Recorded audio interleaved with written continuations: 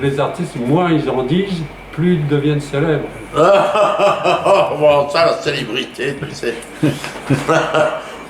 La bonne vôtre. Hein. Oui. La célébrité.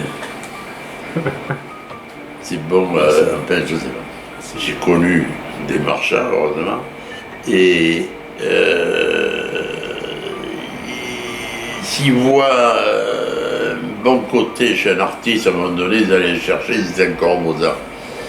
Et ils leur donnaient du fric, et bosse. Et puis après, une fois qu'ils avaient bien torché essoré le torchon, le mec, il le revire comme il était arrivé. Mais entre-temps, le problème, c'est que le mec, il avait pris des goûts de luxe, un peu, là, de fric, de trucs, un bel atelier, appart, des trucs. Et en 6 mois, il se retrouvait à la rue, quoi. Et je trouvais ça dégueulasse pour ces mecs-là, parce que certains, ça leur a cassé la vie, quoi. Ouais. Complètement. Hein. Or que sans ce pouvoir de fric et leur faire croire qu'ils allaient... ils auraient peut-être eu une vie normale, tranquille, leur boulot normal. Non, et sans savoir ce que c'était un artiste, en fait. Oui, tu ne savais pas à l'avance. Pas du tout, pas du tout. Enfin, des bribes, des trucs de poètes, de façon de vivre un peu particulière. La bohème, un peu, oui. Ouais, enfin, la liberté. Une période, voilà, la liberté. La liberté. Alors ça, et j'ai jamais voulu démordre de ça, quoi. Alors, liberté, bon, ben liberté, ça a un prix. Ça a un coût. Oui. Et ça a un coût. Oui. Des risques, disons. Mais c'est bon, quand même. C'est pour ça, je veux dire, moi, on m'a coupé l'électricité, je ne sais pas combien de fois ici. Je pleure pas, hein, je m'en fous complètement. Le seul truc qui m'emmerdait, c'est qu'à ce moment-là, j'étais veuf, mon fils avait 14 ans, et lui, peut-être, il ne percevait pas aussi bien que moi, quoi.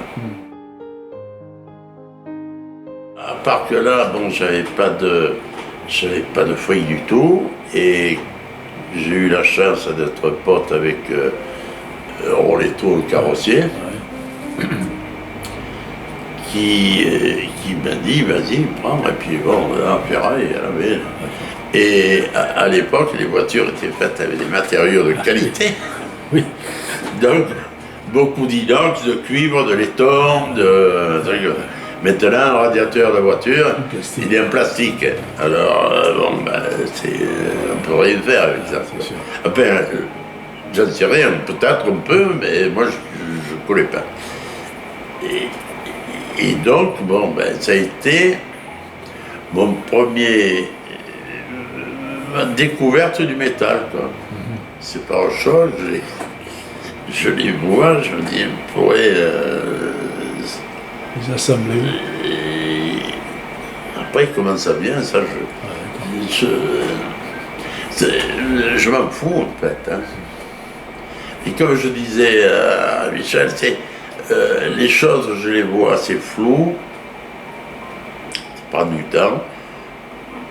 Et puis après, bon, je prends la matière, ça a un poids, ça... et puis, bon, j'essaye de faire quelque chose avec. J'étais dans la mine, alors, enfin dans la mine, pas péjoratif, hein. J'étais à l'endroit de production du déchet. Production. Ah oui, alors, donc le choix était simple. Tout à fait. J'étais pas obligé d'aller voir un ferrailleur à tel endroit, un autre à tel endroit. J'avais tout sur place. Il y en avait des montagnes qui étaient débarrassées une fois par tous les 3 mois ou 4. Donc, bon, ben, j'allais farfouiller là-dedans et je me débrouillais. Après, bon, quand, toute la période des robinets, bon, ben là, c'est pareil. Des copains plombiers, ben, au lieu de le porter à la ferraille, ils me portaient des sacs du robinet, de trucs comme ça, quoi.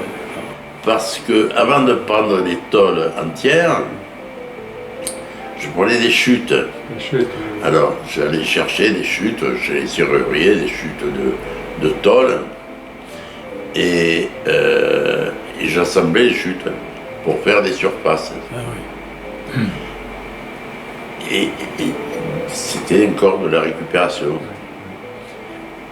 Après, des chutes, j'en ai trouvé de moins en moins.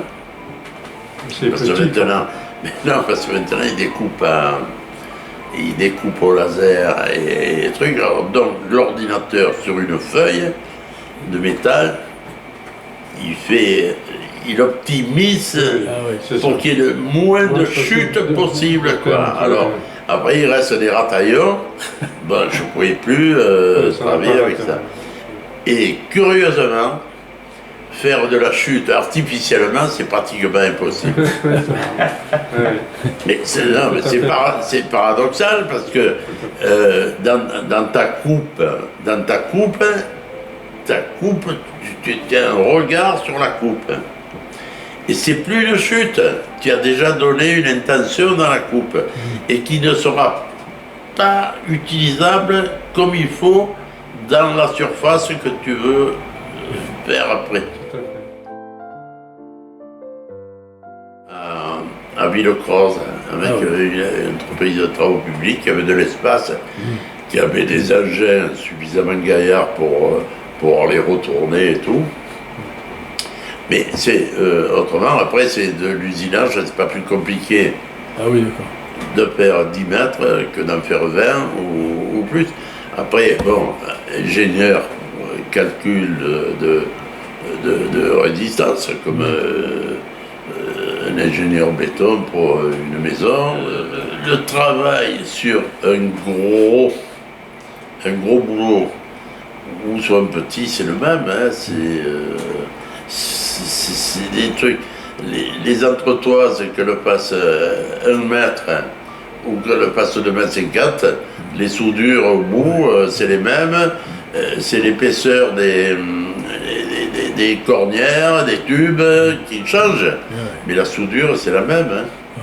Et puis, en plus, les grandes, elles sont vues par beaucoup plus de gens, en bien, en mal, hein, parce qui m'a fait ce merde-là, qui sait que c'est un scandale et tout, et d'autres, oh, bravo.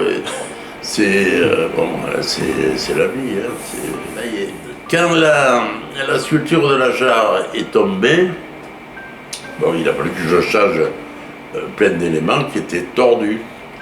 Et ces feuilles de métal qui étaient tordues, là, je me suis dit quand même, j'allais pas les ferrailler, quoi, c'est déconné ça. Et donc j'ai commencé les premiers torses, là. J'ai commencé à les découper, et à essayer de les assembler, faire un avant, un arrière. Et voilà. Et alors après, j'étais allé écraser des choses chez le copain à Fayence, qui avait une presse, et puis, comme ce n'était pas une fortune, cette presse, j'en ai acheté une pour essayer, et puis voilà. Mais bon, depuis, je ne me suis pas servi. Hein.